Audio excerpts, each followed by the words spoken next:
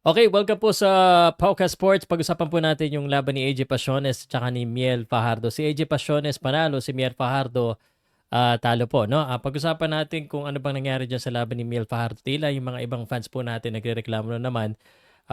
Kesyo, bakit daw ganun? Dahil na-knockdown na nga natin ang kalaban or na-knockdowns ang kalaban natalo pa rin ang Pilipino. At syempre, pag-usapan din natin itong si AJ Pasiones na mukha po yatang world title na ang sunod. Syempre, bago po yan natin pag-usapan, kailangan po natin pasalamatan ng ating sponsor, ang Arena Plus. Kung sakaling wala ka pang Arena Plus at gusto mong magkaroon ng Arena Plus, please message me sa aking Facebook account. So, pag-usapan na natin ito. Si Miel Fajardo muna tayo. Miel Fajardo, naku, hindi maganda yung kanyang laban, ano?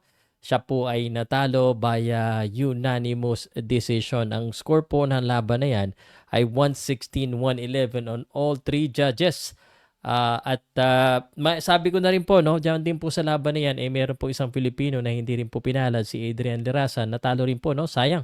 Para pong belt, WBO Global Flyweight yung kay Mel Fajardo, yung kay Adrian Lirasan is para po sa WBF Intercontinental. So, si Mel Fajardo nagsalita na, sabi niya, salamat sa Diyos, kahit talo, salamat pa rin dahil safe ang laban and salamat sa lahat ng sumuporta. Ako, hindi ko naman ikakaila na si Mel Fajardo po isa talaga sa aking boxer na paboritong panoodin kasi napakaganda naman talaga panoodin ito at kilalang kilala ngayon dito sa Pilipinas dahil sa mga magagandang laban tsaka sa power niya, no? Who would forget, tinalo niya ang angas ng Cebu na si John Paul Gabonilas at talagang malakas. First time ko lang na napanood ito doon kay laban sa kay Fernand Agencia, talagang finalo ko na kanyang mga laban. Pero ito pong laban niya dito kay Johanna na ang pangalan ng kalaban niya sa Tanzania na naman. Ako ano yan? Mechanja Johanna.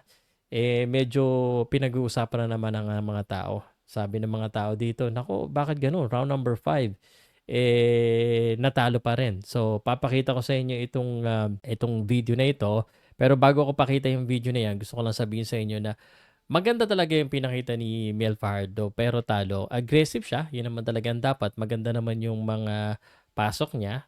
Ngunit ang napansin ko, ang dami niyang mintis ng overhand, yung mga power shots niya. Kaya din minsan parang napapagod siya sa laban. Panoodin niyo po yung laban. Available siya sa Mafia TV, no? Parang naalala ko yung laban ni Nolly James Pakilan eh. Pero meron akong sasabihin tungkol dyan. So, body aggressive naman si Mel Fajardo sa laban. No, he was moving forward pero siguro dahil sa marami rin siyang namintis na mga power shot, napagod na rin siya.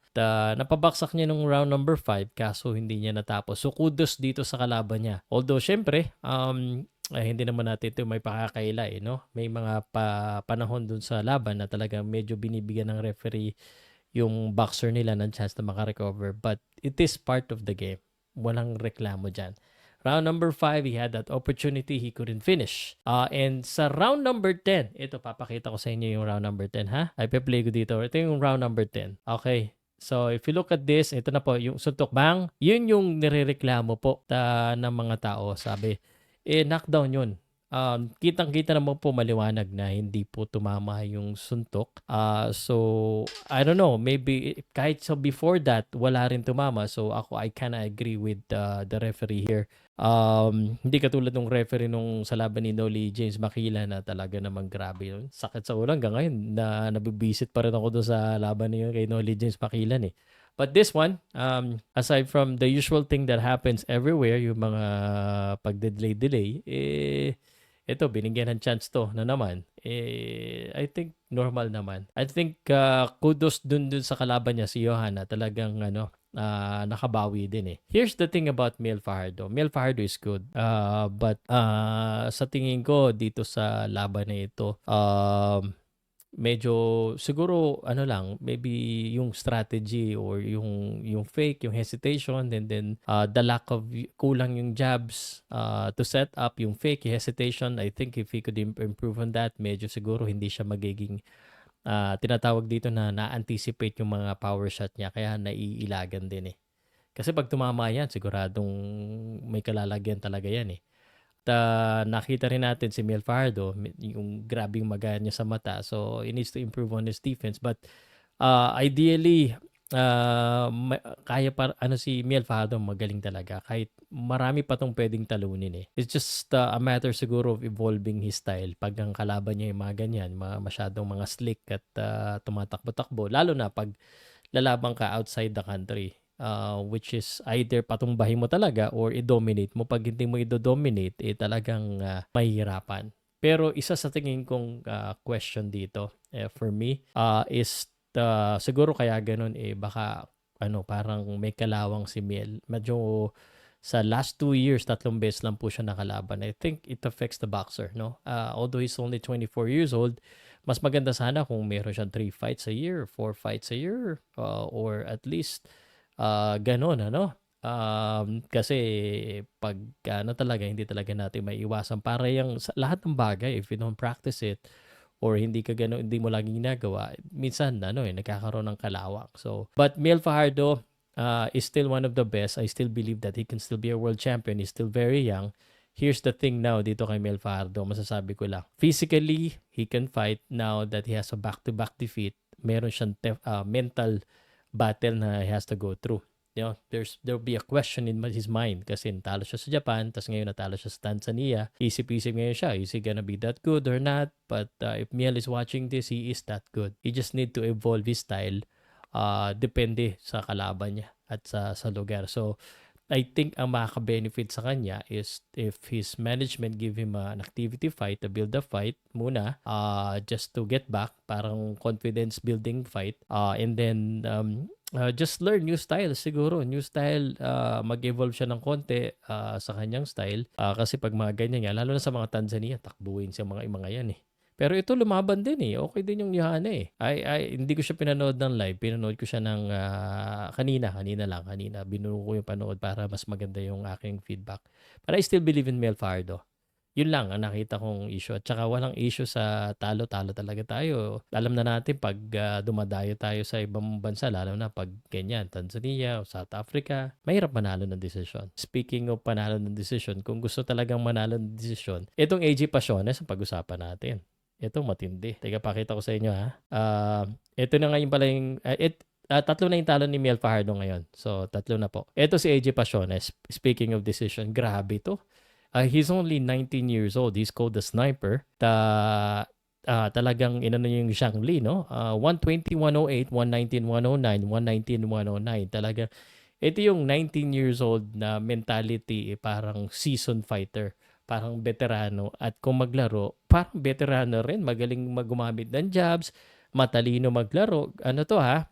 Filipino po to, pero he's staying in Vietnam. Sa Saigon Sports Club siya nag-training at makapaniwala kayo hindi, Filipino. Pero isang beses pa lang nakakalaban sa Pilipinas. Yung laban niya kadalasan, either Vietnam or sa Thailand. Pero kudos pa rin kasi yung Highland Boxing, Filipino po yung promoter niyan. So, si AJ Pasiones, yan yung record niya, 10-0 or 11-0 na yata yan.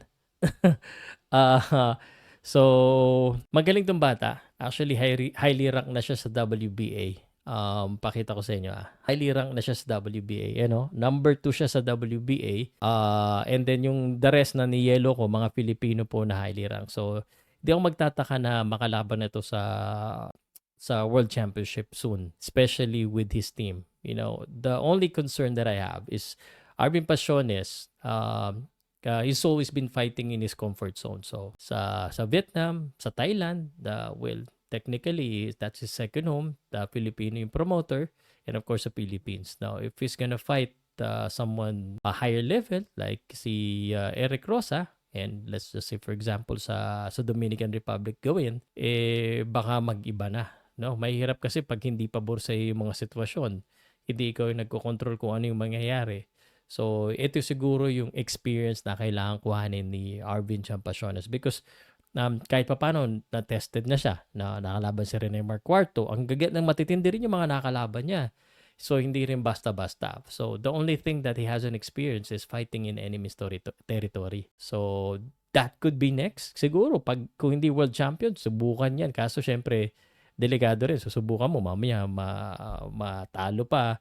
Tapos, siya na yung number 1. So, I think the best next thing is, na talaga, Eric Rosa. tingnan natin kung kuhanin siya ni Eric Rosa. But the best thing is, and this is where usapan yung while boxing is an individual sports, teamwork makes dream work. His team is very capable of maybe promoting this in Thailand again, or in Vietnam, or maybe in the Philippines. Dalhin nila sa Eric Rosa, and if that happens, I think we have a very good case or reason na talagang manalo tayo. I think kaya niya yung Eric Rosa, especially kung sila magpo-promote. So I have no doubt, only 19 years old, the teenager. If this is I think si Maurice Ispa, 19 din yata, naging world champion. So baka isa siya sa maging pinakabatang world champion. So, okay yan. Pero at the end of the day, no, these two, itong dalawang na natopic ko ngayon, si Mel Fajardo at si Arvin Jan, both of them has the potential.